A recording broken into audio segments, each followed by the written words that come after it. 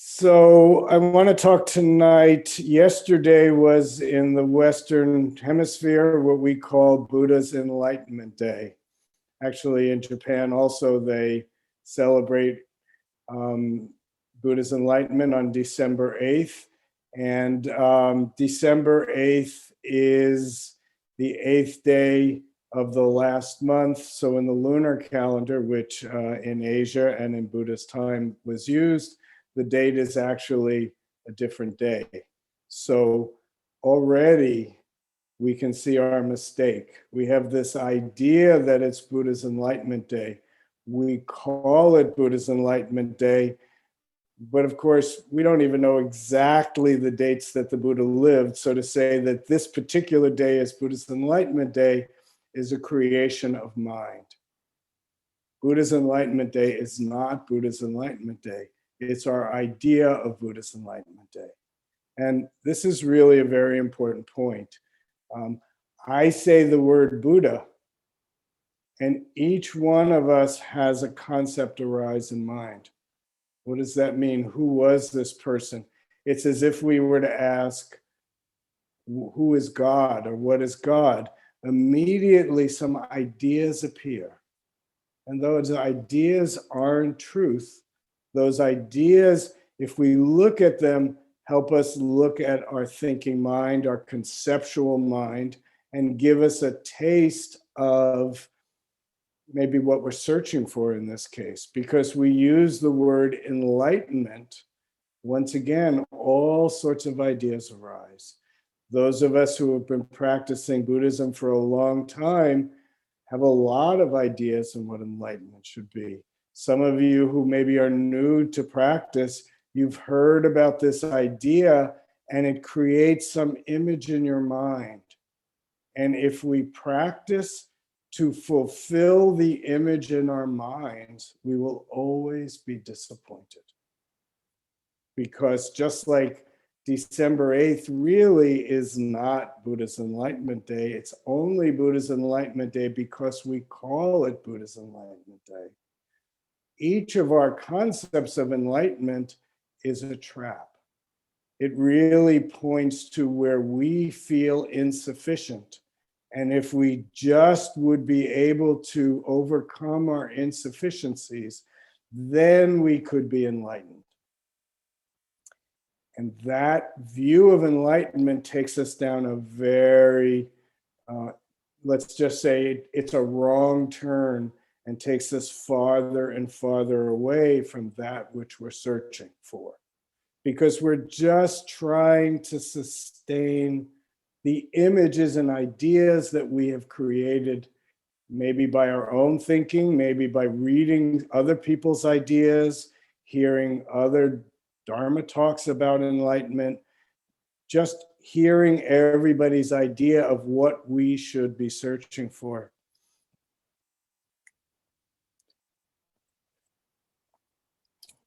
There's a Van Morrison song. I think it comes from the 1980s, but I'm not sure when it was. But the song is simply called Enlightenment. And I think that's also the name of the album. And in his song, in the lyric, he says something that I don't even think he realized he was saying. I think it may be the chorus, but it goes, enlightenment, don't know what it is. And then he goes on to talk about how he's still suffering. But if you pull that phrase apart and probably use different punctuation, you get to a little bit more truth. Enlightenment, don't know what it is. Enlightenment equals don't know. Don't know what it is. So rather than practicing to gain something, we're actually practicing to let go of something. And when we can let go of that something, that conceptual idea, then it's possible to be intimately connected with this very moment. our concepts and ideas are things that we use to protect ourselves from the world, and of course, to know how to act within the world. But that's just our idea. Usually we're using old strategies that we think worked for us a long time ago, but actually are less relevant to the situations that we actually find ourselves in. So, to understand Buddha's enlightenment, you have to understand a little bit about the story of Buddha's enlightenment. Now, remember, this is a story, and I'm going to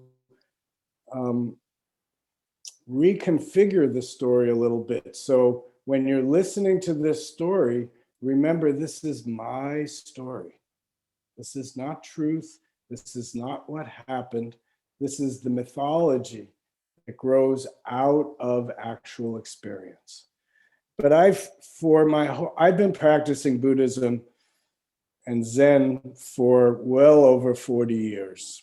And the story of the Buddha's life leading up to his enlightenment has always troubled me. And actually, I'm going to frame this story with something that came up back last April when it was Buddha's birthday. So just as an aside, just to point to the passage of time, I gave that talk the second week of April, and we were already online. We were already we were in the midst of, in California at least, the first shutdown, the first stay-at-home orders, the early moments really of when we were grappling with the coronavirus and the pandemic that has resulted. And back in April, I don't know the dates, it must have been sometime in March or early April, the killing of George Floyd happened. And once again, we were all talking about privilege and race relations and all the trauma of American history that revolves around that issue. While I was giving that talk, it occurred to me that the Buddha's problem, see, I could never quite square how this could be. The traditional story goes that when the Buddha was born, there was an astrological reading done, and the reading said he was either going to be a great king, a great ruler, or he was going to be a great religious figure. His father, who ruled his kingdom, really, really, really wanted him to be his successor. And so his whole focus in raising his son was to make sure he became the king rather than the religious figure. And the way I heard the story, he did that by hiding the truth of life from his son. He hid the fact that there was poverty in the world. He hid the fact that there was sickness in the world. He hid the fact that there was old age, and he hid the fact that there was death. These things now in Buddhism are called the four heavenly messengers. But up until the Buddha was about 29 years old, he knew nothing about it. To make the story even more implausible, the Buddha's own mother died about 7 days after his birth. So from the very earliest of his life, he knew suffering. He knew death. He knew loss. He knew on some gut level the suffering of this world. But his conditioning, his education, if you will, was oriented towards hiding the truth of that fact. And in a way, I would justify it in my mind. I said, well, the Buddha was lied to. And that he was He was lied to. He was sold a false bill of goods. And for me, as a teenager and someone who started practicing in his early 20s, that story really spoke to me because it was my sense at the time. Now, remember, this goes back 40, 45 years. It was a moment in our history where it felt like we had all been lied to. We had all been sold a bill of goods. And suddenly there was a crack, an opening in that lie, which I walked through as a young boy, as a teenager and then a young man. I walked through that crack into the disoriented space of, if the lie isn't true, then what is the truth? But the story itself made no sense. And in the Dharma talk that I was talking about the birth of the Buddha, what came to me in relation to the death of George Floyd and all the talk in our society at the time about privilege is that the Buddha's problem was that he grew up with great wealth, and really the problem was he was trained to be self-centered. He was trained to think only of himself. Now, to be fair, as I'm saying this, I'm thinking, how would that make him a good king? If he's only thinking about himself, how could he possibly rule over his kingdom in any way that would help the people who he was the ruler of to thrive? See, all of these myths, they fall apart when you actually analyze them. So they're stories to help us understand something. So in this version of the myth, he was trained to be self-centered. He had the privilege of wealth, status, and class. He didn't have to worry about anybody else. In fact, because his father was afraid that if he thought and felt about the suffering of others, he would be drawn to spirituality, he had to keep it away from him. But the way the story goes, one night, he snuck out of the temple, out of the palace. And all of a sudden, his eyes started to open. He saw that there was poverty in the society that he lived in. And if you think about it in your own experience, when you've believed something for a very, very long time, and suddenly that story cracks open, it's very destabilizing. The whole foundation of what you have built your life upon is gone. Then what? So the first night he saw poverty, his mind opened a little bit. The second night he snuck out, he saw somebody who was sick. Again, the crack got a little bit bigger. The third night, he saw old people. Now, again, if you think about this story, he was 29 years old. People who he loved as a child got older. It makes no sense at all. But he was so self-centered that he missed everything that was going on around him. His life was oriented towards my pleasure, my needs, my comfort, me, me, me, me, me. That sounds absurd, but how different is that than what we do? See, the important point here is his self-centeredness was the flaw. And finally, on his last journey out, he saw a corpse. What is life? What is death? What am I doing here? And what's my place in this world? And his mind opened. The lie was revealed. And even though he had a wife and young son, He followed the tradition of Indian society in those days, and he left home, went to the forest, went to discover, if all of my life has been a lie, then what is truth?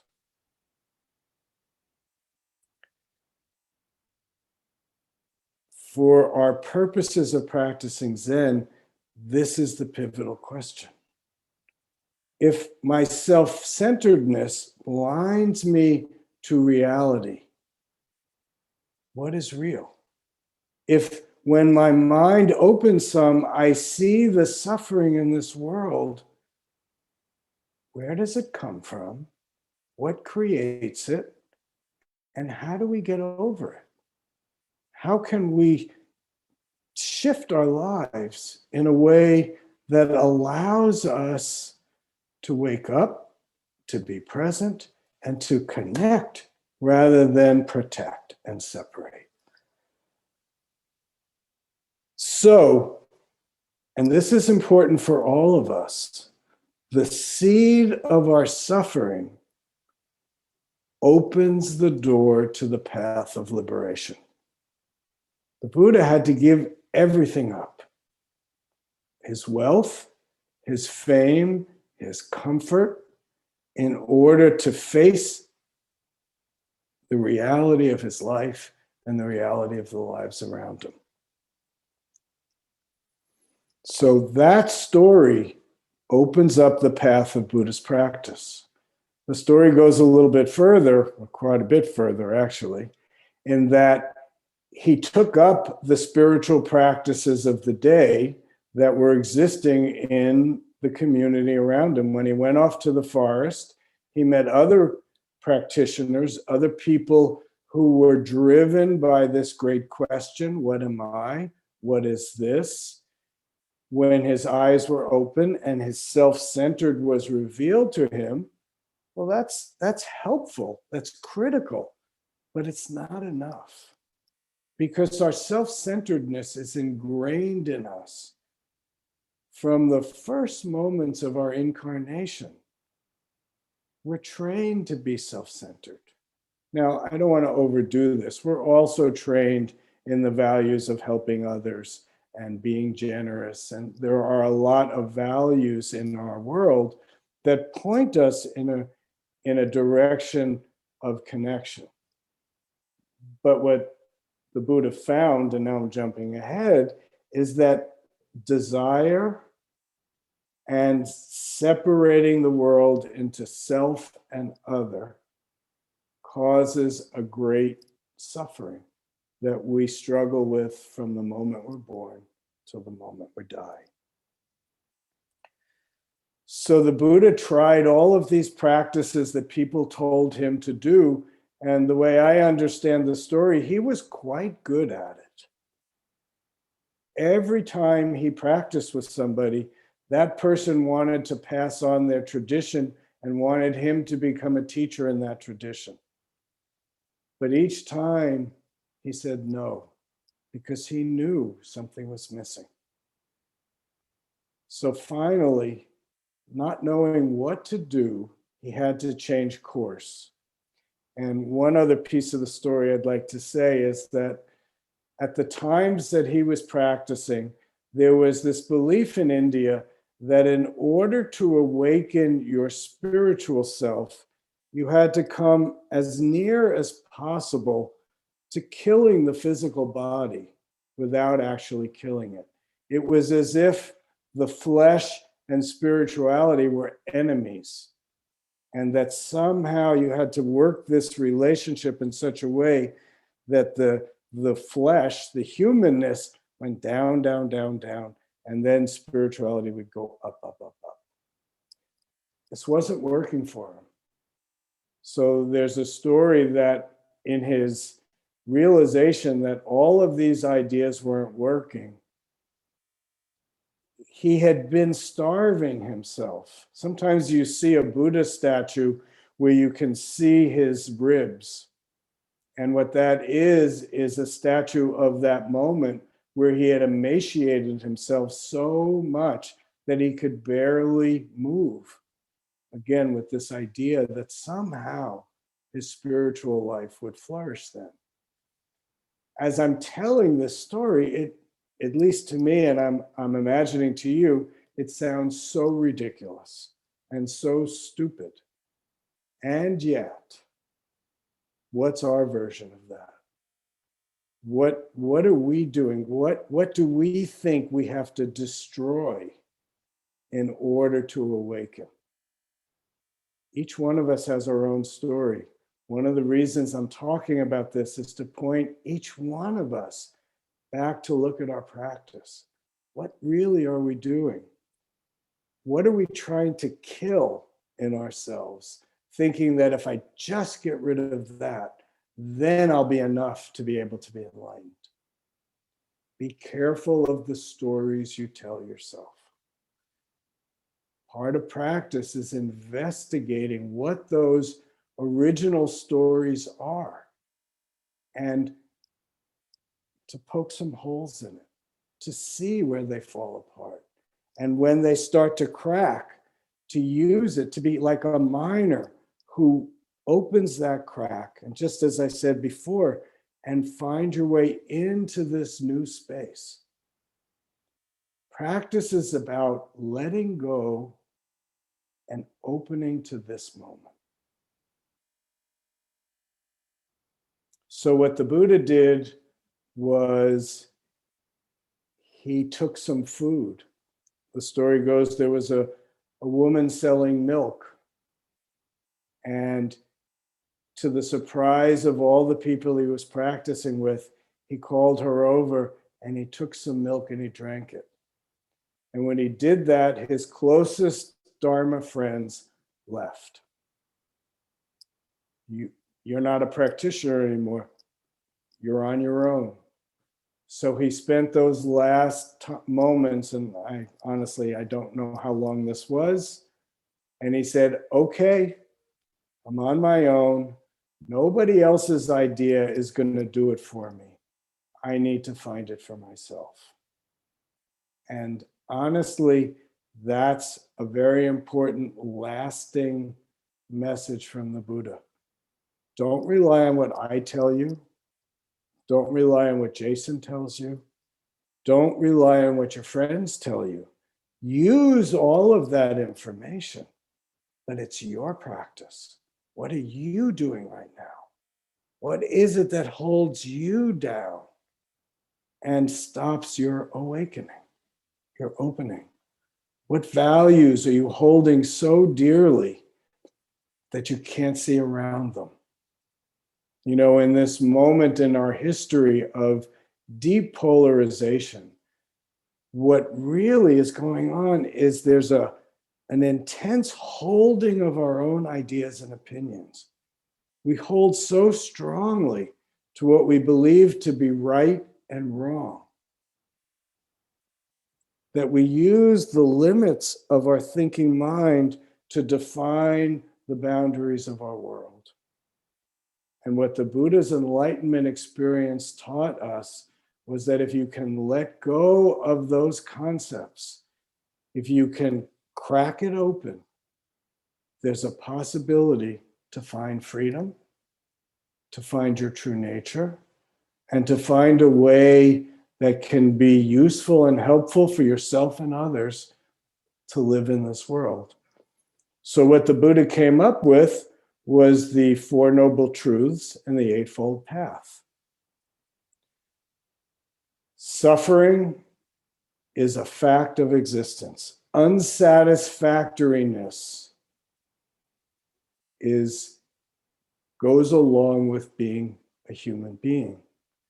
Then he discovered that suffering or unsatisfactoriness stems from our desire and our trying to satisfy our desires. So he said, if you can cut off desire, there will be no more suffering.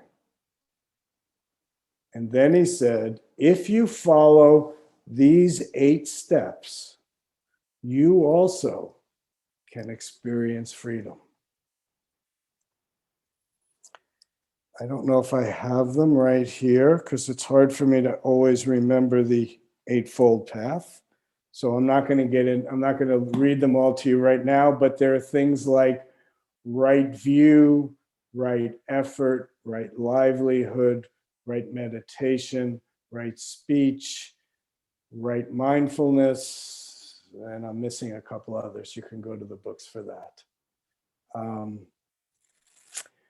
So the Buddha opened up a path, said, if you follow this path, I can't tell you what you're going to encounter on the path, and I can't even tell you how to work with what you will encounter, but I can give you some guidelines.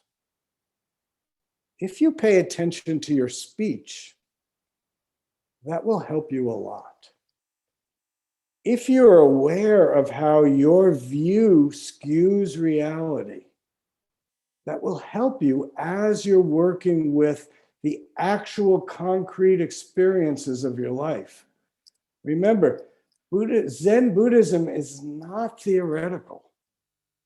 It unfolds dealing with the actual experiences of your life.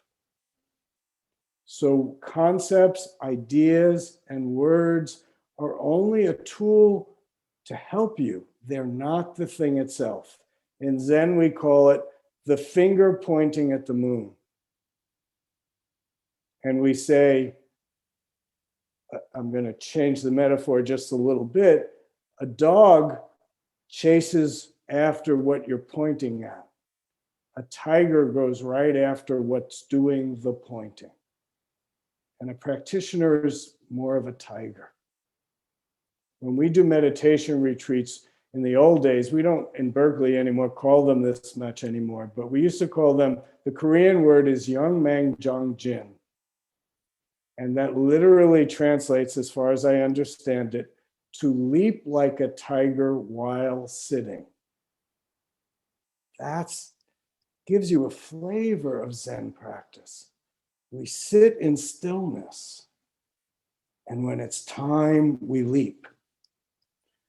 When Suzuki Roshi, the founder of the San Francisco Zen Center, when he was writing and they were getting ready to publish his book, the great work, Zen Mind, Beginner's Mind, they put one small illustration in the book, and it's a frog. And I don't know if the image is actually the frog with its tongue out or just the frog, but the meaning of it is just like the tiger that's sitting, the frog just waits. And when the fly appears, boom, the tongue goes out, grabs it, and it's back in a flash. That's Zen practice.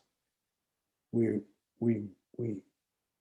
exist with full attention. And when the moment appears, we respond with not knowing, before thinking. So I've got a few more things I want to say, and I want to leave this open for a couple of questions. I want to read a poem, and I use this every Buddha's Enlightenment Day time. Some of you came to interviews last night, you worked with this koan. If you come next Tuesday night, you'll work with this koan. And it could be that on our one-day retreat in December, you will also be working with this koan. So this is a poem by Zen Master Bon. Bon lived in the early to mid 1900s. And this is one of his, there's more than one, but this is one of his poems for Buddha's Enlightenment Day. The Buddha saw a star, got enlightenment. Bon saw a star, lost enlightenment. December 8th, explodes, got, and lost. In the snow, plum flowers, one by one, are red.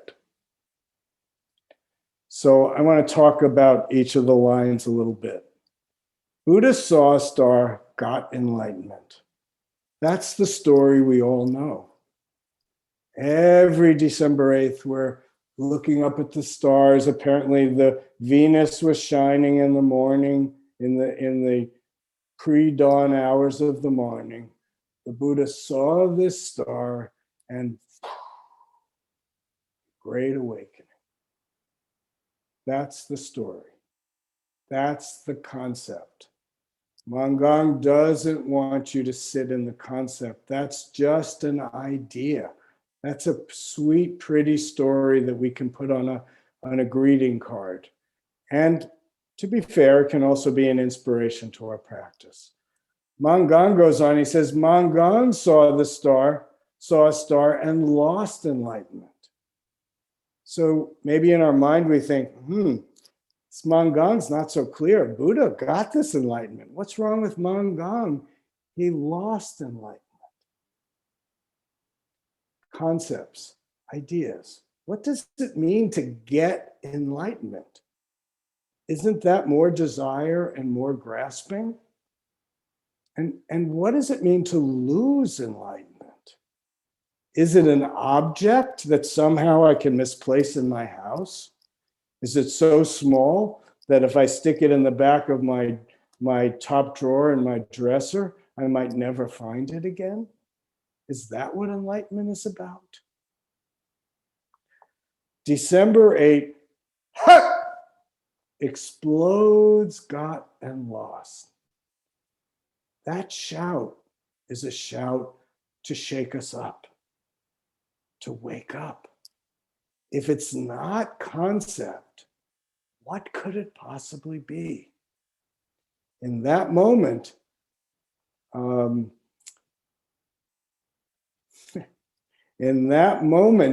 the song Enlightenment, don't know what it is. Don't know is the opening. Not knowing is most intimate. Not knowing opens us up with curiosity and wonder, the possibility of seeing something for the first time, even though you've seen it 500,000 times before. Just now, it's new, it's fresh. Just now, in the snow, plum flowers, one by one, are red. I've worked with that line for many, many years. It sounds crazy. What are the plum flowers doing in the snow? Aren't we mixing up our seasons? But yet, in Berkeley, in February, the plum flowers are already in bloom. So our December 8th could be in February in Korea because it's the 8th day of the last month of the lunar calendar. So maybe even in the cold of Korea, the plum flowers are starting to blossom. And maybe, just maybe, some wind had come. And the Buddha looked down, and the truth was right in front of him. Plum flowers, one by one, are red. What more do you want? What more do you need? Where else does the enlightenment lay but right in front of you? I'll finish with one criticism. Mangang only took us so far. We have to go one more step. The truth is appearing right now. Become one. But that's not the end of the story. Let's go back to the story of the Buddha's enlightenment. So the Buddha sees the morning star, boom, his mind opens and he perceives everything. The truth is just like this. I'm done. Nobody's going to believe me. Nobody else is going to get this. The truth is just like this. I'm free. I don't know who it was who said it. I imagine a little fairy on his left shoulder whispered in his ear, said, "Psst, you're not done yet. One more step is necessary. He said, what more do you want? And the fairy said, try. You think nobody will get it. You think nobody cares. But that's still an idea. Try. So the story goes, his 5 closest Dharma friends happened to be in the area. And he said, well, okay, I'll give it a try. And he stood up and he told them what he had discovered. And rather than them not listening, something happened. He stopped their mind and they said, please teach me. And that began 45 years of functioning of the truth. The truth was not enough. He had to once again enter into the world and give it all away. To just sit in the bliss of his awakening was just another way to bolster his self-centeredness. It wasn't enough. The final step is to give it away. Each one of us has something unique and valuable that we have to share with this world. And our own awakening is the pathway to offer that gift to this world. How does truth function? Perceiving is not enough. Take one more step. Do it. Engage. Become alive in this very moment with the great wisdom of awakening, of not knowing, of being able to perceive this moment and respond accordingly. The idea is very simple. The practice takes a lifetime. And Buddha never, never, never extinguished it. 2,600 years later, we're still discovering the meaning of the Buddha's awakening. That's your job. You're not just a consumer of Buddhism, you're a practitioner of Buddhism. And if you're a practitioner of Zen, you're always giving it away. You're returning to don't know. You're perceiving out of that don't know what's right in front of you. And with an open heart and a clear mind, then you respond. So my hope is for all of us. The world is suffering just as it was suffering in the time of the Buddha. Don't expect suffering to disappear from this world. Just do your best. How can I help? In this moment, become alive and offer yourself up. And when you do that, you are the face of the Buddha's awakening. You are the manifestation. We are the manifestation of the Buddha's wisdom. And our job is to perpetuate that in the world. So I'm thrilled to be able to be here and offer this. But if you really want it, you have to do it. It's not Buddha's awakening. It's not my awakening. It's yours. Do it. That's really what Buddhist practice is about.